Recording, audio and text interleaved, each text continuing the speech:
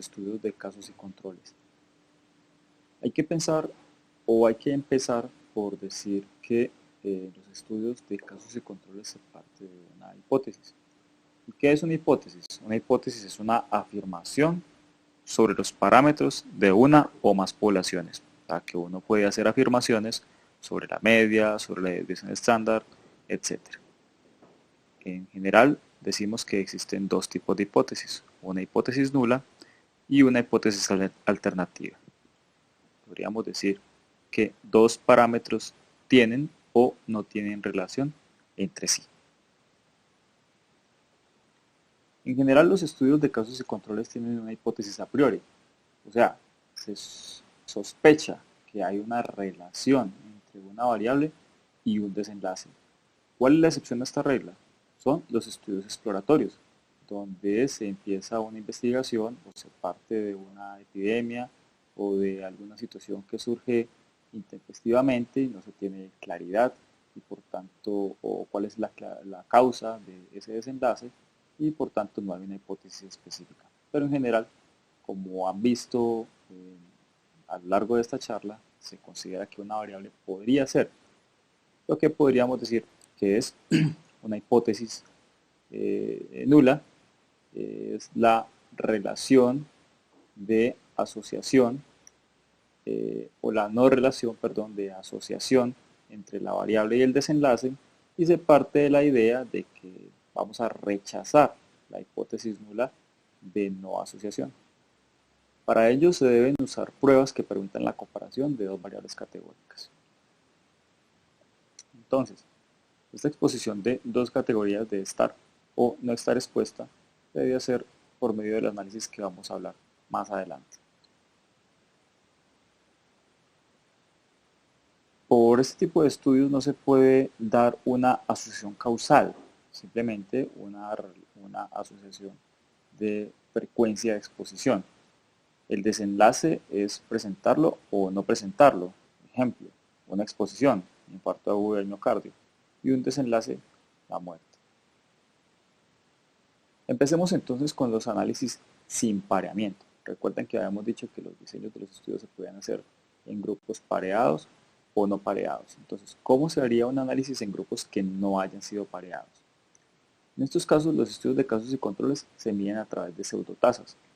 Y decimos que son pseudotasas porque al partir de un efecto, o sea, un desenlace, que es de donde parte el estudio, y se definen unas posibles causas, a lo que nos referimos como una exposición, se basa en una posible causa y efecto, lo cual puede conllevar con muchos sesgos o puede llevar a muchos sesgos que más adelante hablaremos de ellos.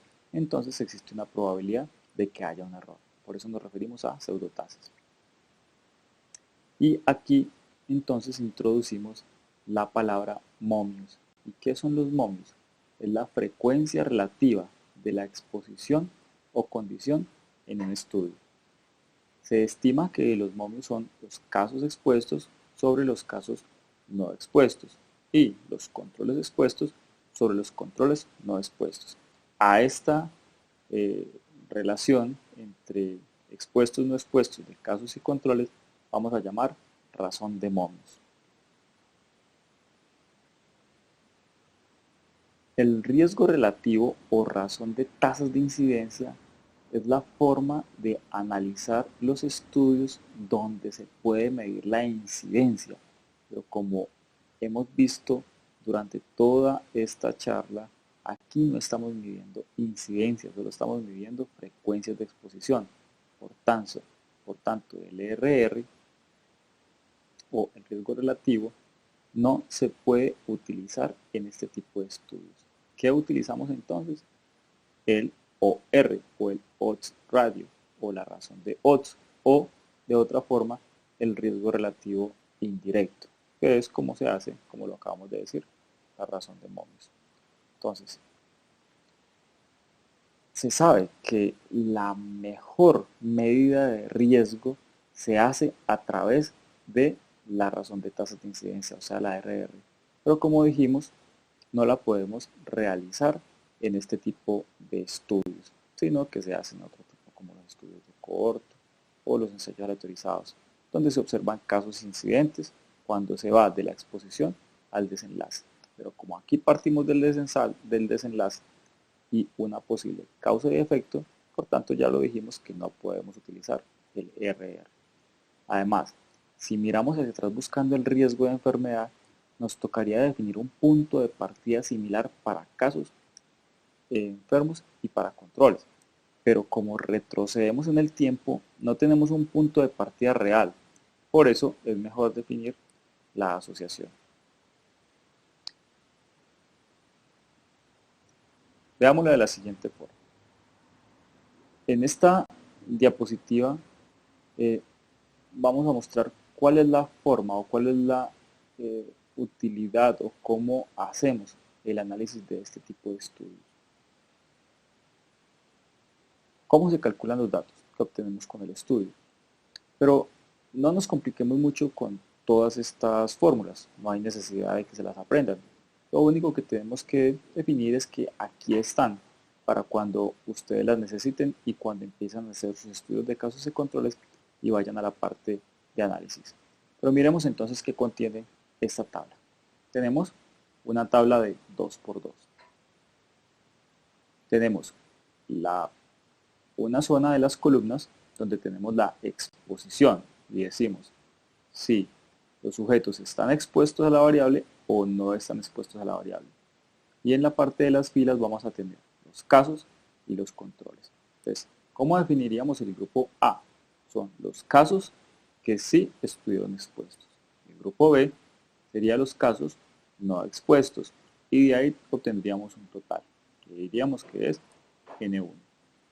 Los controles, que son los C, serían los controles sí expuestos y el D serían los controles no expuestos. Ahí teníamos un total N0. Y sobre la base de las columnas tendríamos un total M1 que son los expuestos y un total M0 que son los no expuestos. ¿Qué podemos obtener de esta tabla de 2×2? Podemos sacar, por ejemplo, prevalencia. ¿Qué sería la prevalencia? Prevalencia de exposición de los casos, donde haríamos una división entre los casos expuestos y la totalidad de los casos. Una prevalencia de exposición en los controles, donde tenemos los controles expuestos sobre la totalidad de los controles. Y aquí empezamos con las razones de momios. Momios de exposición en los casos. En este caso tendríamos los casos sí expuestos sobre los casos no expuestos. También teníamos los momios de la exposición de los controles, que serían básicamente los controles expuestos sobre los controles no expuestos. Y la razón de momios, que es nuestra fórmula importante que vamos a sacar para tener un resultado que ahorita vamos a definir cómo se analizan, sería entonces A por D sobre B por C. O sea, casos expuestos sobre controles no expuestos. Perdón, casos expuestos por controles no expuestos sobre casos no expuestos por controles expuestos. Y eso va a dar un resultado que ahorita hablamos de él. También podemos sacar el intervalo de confianza, que utilizamos con esta fórmula de acá. Pero para poder calcular el intervalo de confianza, y ahorita definimos qué es un intervalo de confianza, necesitamos calcular la desviación estándar, que aquí también la vemos cómo se calcula la desviación estándar. Vemos que es una raíz cuadrada sobre 1 sobre los casos expuestos más 1 sobre los casos no expuestos más 1 sobre los controles expuestos más 1 sobre los controles no expuestos. Y eso nos va a dar un valor. También podemos sacar un cálculo que se llama el riesgo atribuible a la población, ahorita definimos qué es, y un riesgo atribuible a los expuestos. Concentrémonos en la fórmula de la razón de momios y vamos a ver cómo sale esta razón de momios. Y aquí lo vemos. La razón de momios o la fórmula de odds ratio sería entonces A sobre A más C. C sobre A más C, B sobre B más D, B sobre B más D, D sobre B más D. ¿Esto qué nos va a dar? A sobre C sobre B sobre D. Y si despejamos esta fórmula, vamos a encontrar que sería A por D sobre B por C, como les había dicho anteriormente. O sea, A, que serían casos expuestos, por D, que serían controles no expuestos, sobre B, que serían casos no expuestos, por C, que serían controles expuestos. ¿Cómo se analiza esta situación? Entonces, si el OR nos da un valor de 1, eso quiere decir que no hay mayor riesgo por estar expuesto. Si el OR nos da mayor a 1, quiere decir que los expuestos tendrán un mayor riesgo de enfermar. Se considerará entonces que la variable que estamos estudiando es un factor de riesgo para el desenlace del cual partimos nuestra investigación. Si el OR es menor de 1, decimos que los expuestos no tendrán un riesgo para desarrollar la enfermedad o tendrán un menor riesgo. Básicamente se consideraría un factor protector. El OR además nos permite establecer la significancia estadística por medio del intervalo de confianza, y ahorita vamos a ver qué es el intervalo de confianza. Permite establecer la fortaleza de la asociación por medio de un valor numérico. ¿Y cómo es eso? Pues no es lo mismo tener un valor de OR de 1.2, donde está por encima de 1, y podríamos decir que es un factor de riesgo la exposición con el desenlace, a tener un OR de 6.4, por ejemplo, donde vemos una mayor asociación. O sea que la exposición a esa variable o a esa situación nos va a generar un mayor riesgo de desarrollar el desenlace que estamos estudiando. Desde ese punto de vista, entonces, vamos a definir otro parámetro muy importante, que es el intervalo de confianza. ¿Para qué sirve el intervalo de confianza? Sirve para cuantificar la precisión de la asociación. Y se realizan, como acabo de decir, los cálculos de intervalos de confianza. Normalmente estos cálculos de intervalo de confianza se estiman aproximadamente en un 95%. ¿Qué quiere decir eso? Que si este estudio se repitiera n veces bajo las mismas suposiciones estadísticas, el resultado de la razón de momios estaría en este rango en 95% de los casos. Si la razón de momios está por encima del valor nulo, o sea, el 1, y el intervalo de confianza no abarca este valor nulo, se podría calcular algo que se llama el riesgo atribuible, o sea, la proporción de la enfermedad que se evitaría si se erradicara la exposición. Esto es un poquito difícil de comprender a primera, pero vamos a ver un ejemplo. Veamos esta situación que nos plantean en este artículo. Digamos que se va a hacer un cálculo de la razón de momios para evaluar cuál es el riesgo de cáncer endometrial en relación con la obesidad. Aquí encontramos nuevamente nuestra tabla de 2×2. ¿Y qué tenemos? En las columnas tenemos el índice de masa corporal y vamos a considerar expuestos a aquellos que tengan un índice de masa corporal mayor de 30 y no expuestos a aquellos que tengan un índice de masa corporal menor de 30. Y vamos a tener un número de casos y un número de controles, como lo podemos ver ahí. 35 expuestos, 49 no expuestos de los casos y 166 controles expuestos, 460 no expuestos para unos totales como los podemos definir en la diapositiva. La obesidad, como lo decimos, vamos a declararlo como un índice de masa corporal por encima de 30. Y nuestra hipótesis es que la obesidad es un factor de riesgo para el cáncer endometrial. El diseño del estudio, decimos que es un grupo con mujeres de edades de mujeres, entre los 22 y los 79 años con un cáncer endometrial y se compara con un grupo de mujeres sin la enfermedad. Todas las mujeres fueron categorizadas con obesidad de acuerdo con el cálculo de índice de masa corporal por encima de 30. ¿Qué resultados vamos a ver? Como lo vimos en la diapositiva anterior. ¿Cuál va a ser la prevalencia de la obesidad en los casos? Entonces, ¿cuáles son? Los casos expuestos, o sea, los pacientes con cáncer endometrial con un índice mayor de masa corporal por encima de 30 sobre la totalidad, o sea, sobre 84. Aquí decimos entonces que son 41% de los casos. ¿Cuál es la prevalencia de los controles? Misma fórmula. Y nos da un valor de 0.26, o sea, un 26% de los controles. ¿Cuáles serían los momios del grupo de los casos? En este caso sería los casos expuestos sobre los casos no expuestos, y eso nos da un valor de 0.71. Esos son los momios del grupo de casos. Y los momios del grupo de controles sería 166 sobre 460, o sea, 0.36. La razón de momios, que ya conocemos nuestra fórmula, aquí nos da un valor de 1.98, o sea que a priori podríamos pensar que la razón de momios, por estar por encima de 1, ya nos habla de que la obesidad en sí es un factor de riesgo para desarrollar cáncer endometrial. Ahorita vamos a definir la precisión del estudio con respecto al intervalo de confianza, pero como lo dijimos previamente, para poder declarar el intervalo de confianza del 95%, tenemos que calcular previamente la desviación estándar con los valores que les había dicho anteriormente. Y nos dice este estudio que la desviación estándar es de 0.239.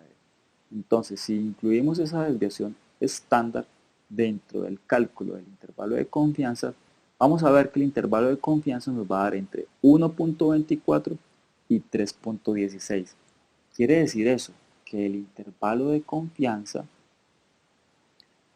que está entre 1.24 y 3.16 no está abarcando el valor nulo, o sea, el 1.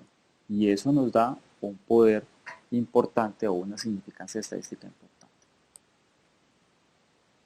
Vamos a detallar entonces un poco más este ejemplo. Podemos decir que tenemos una prevalencia del 0.21%. La prevalencia de obesidad en los controles del 49%. La razón de momios de 1.98. Un intervalo de confianza entre 1.24 y 3.16. Como dijimos, la razón de momios está por encima de 1. Quiere decir que la obesidad genera un riesgo de cáncer endometrial. Y como el intervalo de confianza no abarca el valor nulo, o sea, 1, quiere decir que es estadísticamente significativo. Además, lo que les había dicho previamente que podríamos calcular cuando el intervalo de confianza no abarca el valor nulo, o sea, el 1. Y podemos calcular lo que se llama el riesgo atribuible a la población. En este caso, el riesgo atribuible, como lo vemos en el penúltimo ítem, nos dio 0.21. Quiere decir eso, que el 21% del cáncer endometrial es causado por la obesidad. O dicho de otra forma, si erradicáramos la obesidad, se podría evitar un 21% de los casos de cáncer endometrial en la población. Esto con respecto a el cálculo de análisis de estudio de casos y controles en grupos no pareados. Cuando hacemos el análisis en estudios pareados, ¿sí?, donde estamos tratando de evitar variables de confusión, vamos a hablar de un cambio dentro de este tipo de análisis. Dijimos que cuando creíamos que una variable podría generar una confusión, tales como sexo, edad, etc., lo que hacíamos era que escogíamos los casos y le asignábamos un control pareado, o sea, que se igualara en edad, o que se igualara en sexo, o que se igualara en la variable que nosotros creíamos que podría ser confusa. Entonces, los análisis de esos estudios van a diverger un poco con respecto a la tabla. La tabla sigue teniendo la misma estructura de 2×2, sin embargo cambian algunas condiciones. En este caso vamos a tener parejas en cada recuadro. En el recuadro A vamos a tener casos y controles expuestos. Y en el recuadro D vamos a tener controles y casos no expuestos. Se considera que estas parejas convergentes, o sea, expuestos o no expuestos, no aportan nada a los resultados, mientras que los casos divergentes sí, como son casos expuestos y controles no expuestos, que sería el grupo B, y casos no expuestos con controles expuestos, que sería el grupo C. Por tanto, la razón de momios en estos dos se calcula, y también se calcula el intervalo de confianza. Entonces aquí lo vemos como la razón de momios sería simplemente la relación de B sobre C, o sea, los casos divergentes. Y el intervalo de confianza se daría también solo sobre la raíz cuadrada de 1 sobre B más 1 sobre C. Esa sería la forma de hacer el cálculo o el análisis de la razón de momios en los estudios pareados de casos y controles.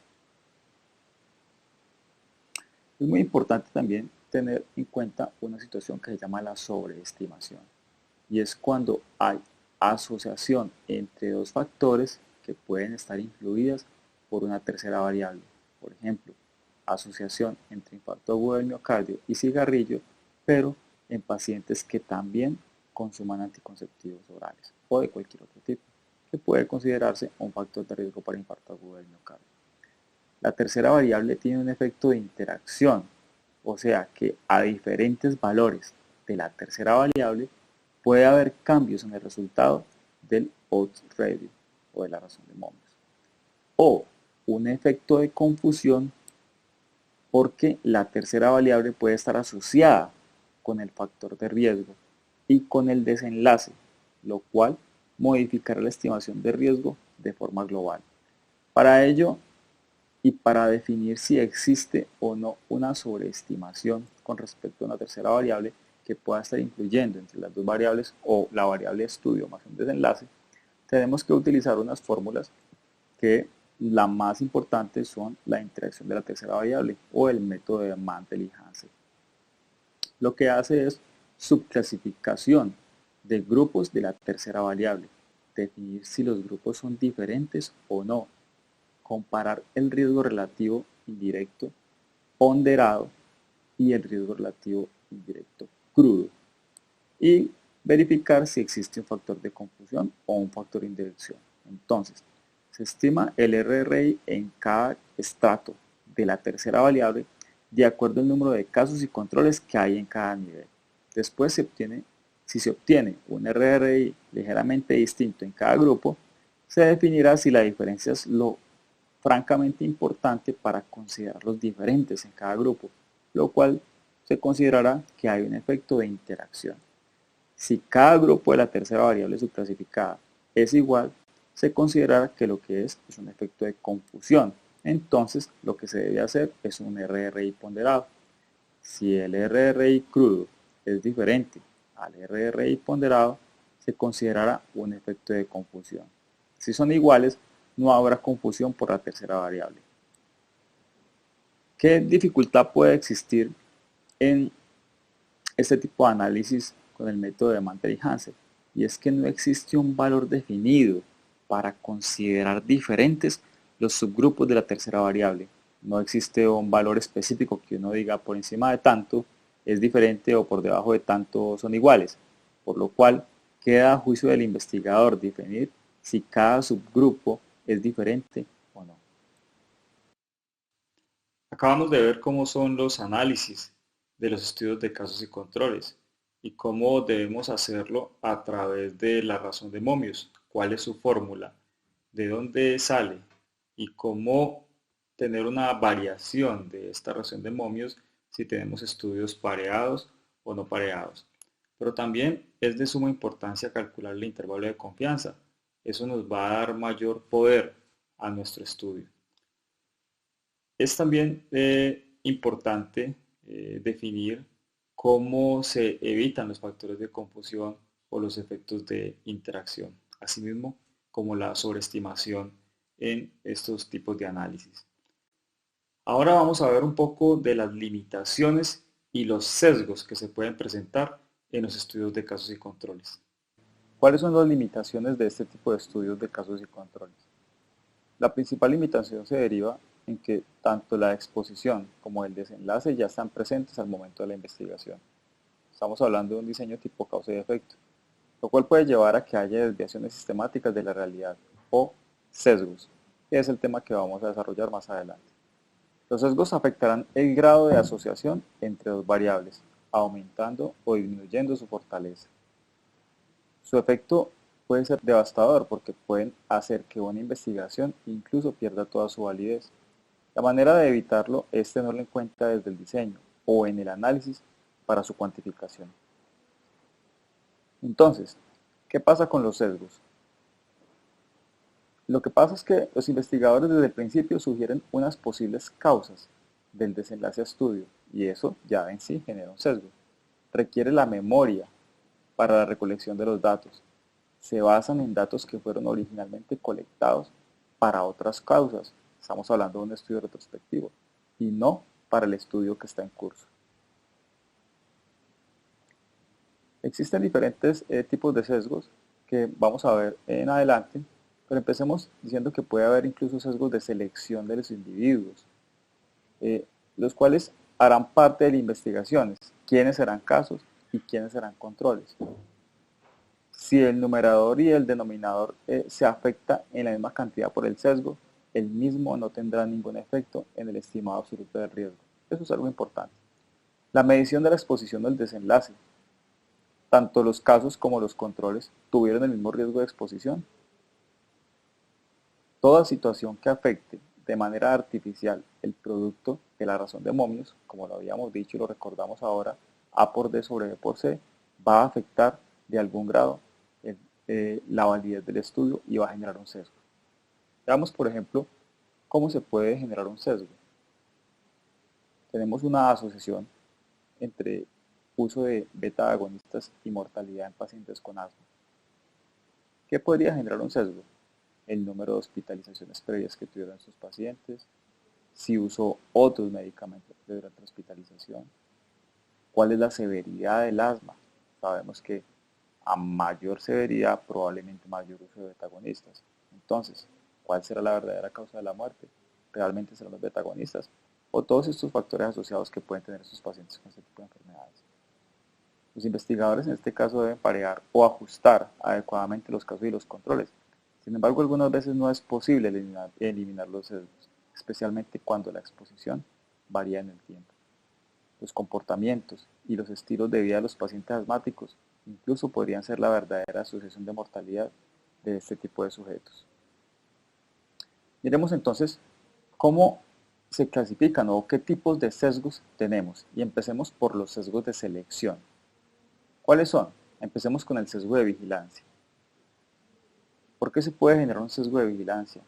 Porque si investigamos sujetos que están bajo vigilancia mayor que otro tipo o bajo tamizaje continuo, ejemplo pacientes quirúrgicos versus pacientes no quirúrgicos, los pacientes quirúrgicos probablemente por sus exámenes preoperatorios tienen una mayor probabilidad de que se les descubra algún tipo de exposición, como enfermedades o estadios iniciales o formas leves de algún tipo de enfermedad. Puede generar falsos positivos en la exposición, o sea, en la A de la razón de momios con una sobrevaloración del riesgo. Tenemos también sesgos de diagnóstico. Cuando se sabe que hay un diagnóstico, se buscan los signos muy intensamente por parte del investigador. Ejemplo, si a un radiólogo al cual se le dice que el paciente tiene una clínica de neumonía, pues este radiólogo probablemente lo que va a hacer es buscar todos los hallazgos radiológicos de neumonía. O si el paciente se sabe que consume anticonceptivos orales, pues se interrogará más por una tromboflebitis. Y nuevamente empieza el aumento selectivo de los casos expuestos, o sea, la razón, el ítem A de la razón de momios. Tenemos también los sesgos de referencia. Ejemplo, estudios realizados con una base hospitalaria, porque un hospital por su grado de especialización o por su popularidad puede recibir pacientes de una clase social diferente. Y esta clase social, por ejemplo, tuviera una dieta diferente con una serie de patologías intestinales asociadas a esta dieta, se tendría un aumento en la exposición de los casos y una disminución en la exposición de los controles. Tenemos también los sesgos de selección en los sujetos. Ejemplo, cuando se escogen casos de embarazo ectópico en pacientes con dispositivos intrauterinos, con un antecedente para ello. Esto obviamente aumenta el ítem A de exposición para casos de la razón de momios.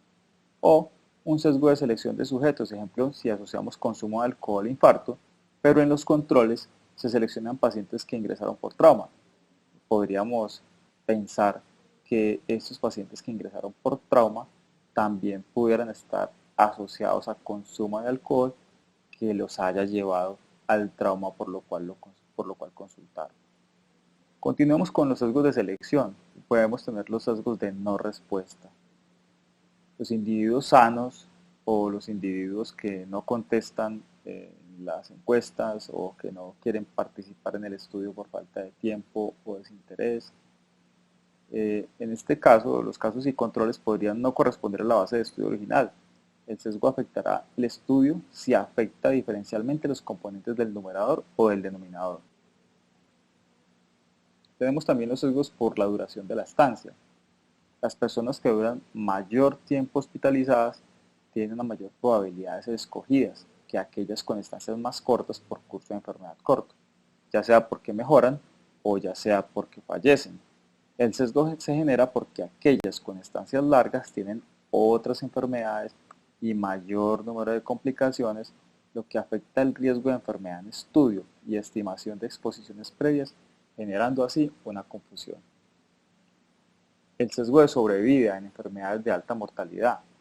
Cuando solo se estudian pacientes que sobreviven, si el factor en estudio tiene que ver más con la sobrevida que con la aparición de la enfermedad, estaríamos aumentando artificialmente el número de casos expuestos a dicho factor asociado a la sobrevida. Se sugiere solo incluir casos nuevos.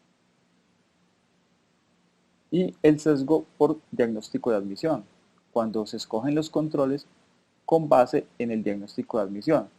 Pueden surgir problemas porque la entidad que se diagnostica puede tener relación con la exposición en el estudio. Ejemplo, control de casos de CA broncogénico y se escogen pacientes con bronquitis crónica o con infarto agudo de miocardio. Ambos grupos o los tres grupos están expuestos al cigarrillo y puede haber un sesgo. Ahora miremos otros tipos de sesgos, como los sesgos en la medición. En estos hay tres: el sesgo del recuerdo, el del entrevistador y el de la mala clasificación. El sesgo de recuerdo nos habla de personas con enfermedades que escudriñan en su pasado en busca de exposiciones. Ejemplo, niños con malformaciones donde la madre tratará de asociar todo a dicha patología, en cambio madres con niños sanos pues básicamente no van a recordar absolutamente nada. Con respecto al sesgo del entrevistador, si el entrevistador de forma consciente o inconsciente hace más énfasis en búsquedas de exposición en los casos que en los controles, o puede que sugiera respuestas afirmativas o negativas en algunos de los pacientes, que ejemplo los casos tratando de investigar síntomas o signos asociados a ese tipo de enfermedad y no lo haga así con los controles. La forma de evitar esto es obviamente manteniendo ciegos a los entrevistadores para los casos y para los controles, y de esta forma hace una homogenización de la técnica de la entrevista.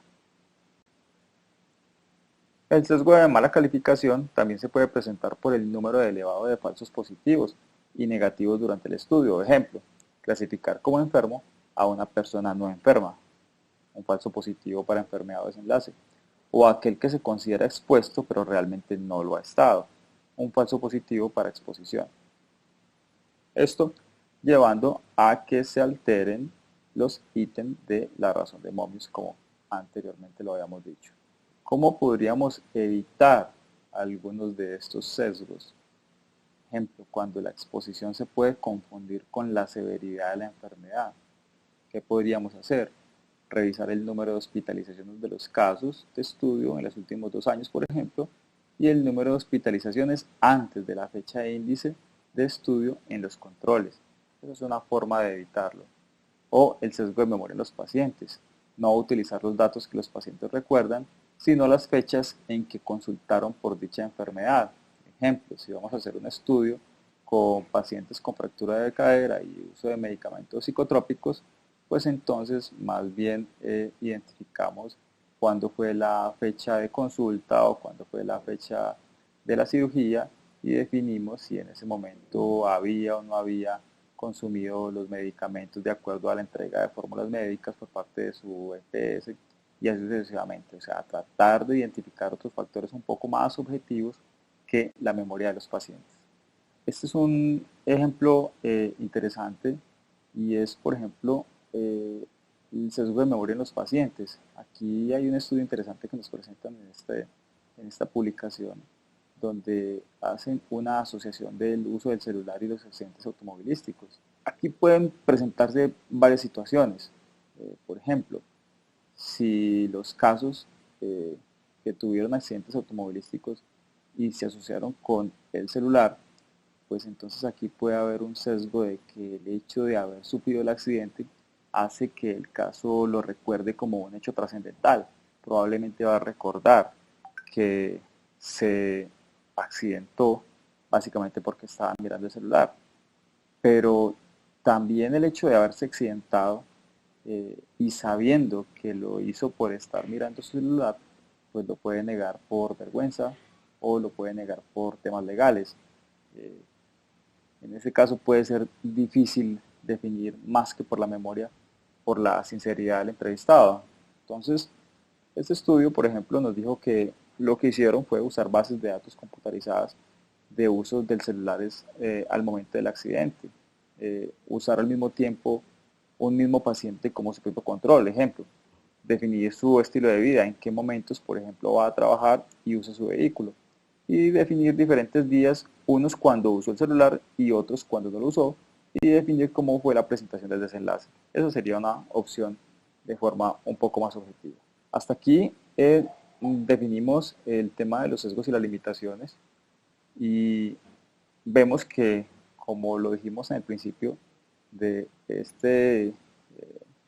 de esta parte de la presentación, los sesgos se pueden presentar de muchas formas y tenemos que definirlas desde el primer momento en que empecemos a hacer la investigación o tenemos que tenerlas en cuenta, vuelvo y lo repito, al momento del análisis.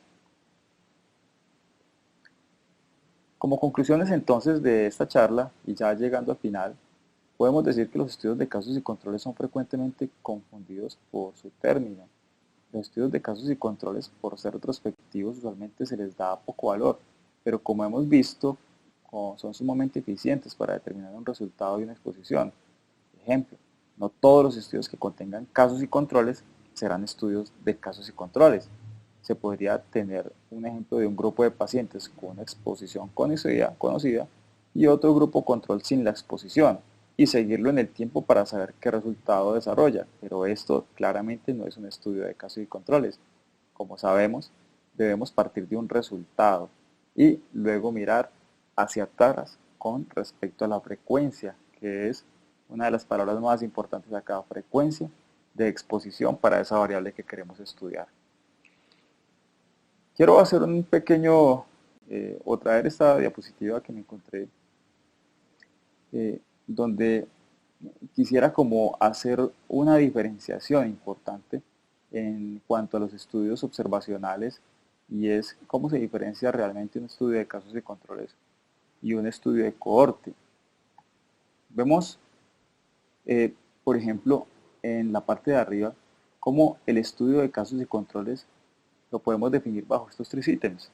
Primero, partimos de la enfermedad y vemos aquí en este punto negro cómo son los pacientes con la enfermedad o el ítem que queremos desarrollar o el desenlace o el resultado que queremos investigar y lo comparamos con aquellos pacientes o aquellos controles o sujetos que no tienen la enfermedad. ¿Y qué hacemos?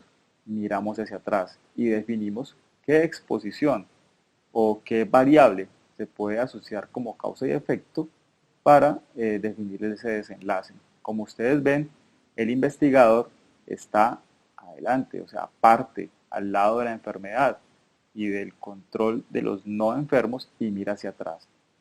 Mientras que los casos de cohortes pueden ser de tipo prospectivo y también pueden ser de tipo retrospectivo. Aquí vemos cómo en el segundo ítem vemos cómo se parte de una exposición y decimos que un sujeto está expuesto a alguna variable mientras que otros sujetos no están expuestos a esa variable, los seguimos en el tiempo tanto a casos como controles y miramos si los sujetos expuestos desarrollan la enfermedad o no desarrollan la enfermedad. Miren que aquí estamos viendo incidencia, casos nuevos de una enfermedad en un seguimiento de una exposición positiva o una exposición negativa. Eso sería una cohorte prospectiva. Mientras que una cohorte retrospectiva, pues básicamente el investigador cambia de puesto. ya no se para en la mitad entre la exposición y la enfermedad, sino que lo hace mirando hacia atrás, pero no parte del desenlace o el resultado, sino que parte de la exposición. Define si unos sujetos estuvieron expuestos a algo y otros no estuvieron expuestos a ese algo, y define más adelante si se presentó o no se presentó la enfermedad, pero haciéndolo bajo una visión retrospectiva. Esa es más o menos la diferencia entre los estudios de casos y controles y los estudios de cohorte, que ambos son observacionales, pero la cohorte, como vemos, nos habla de incidencia de casos nuevos de enfermedad asociados a algún tipo de exposición.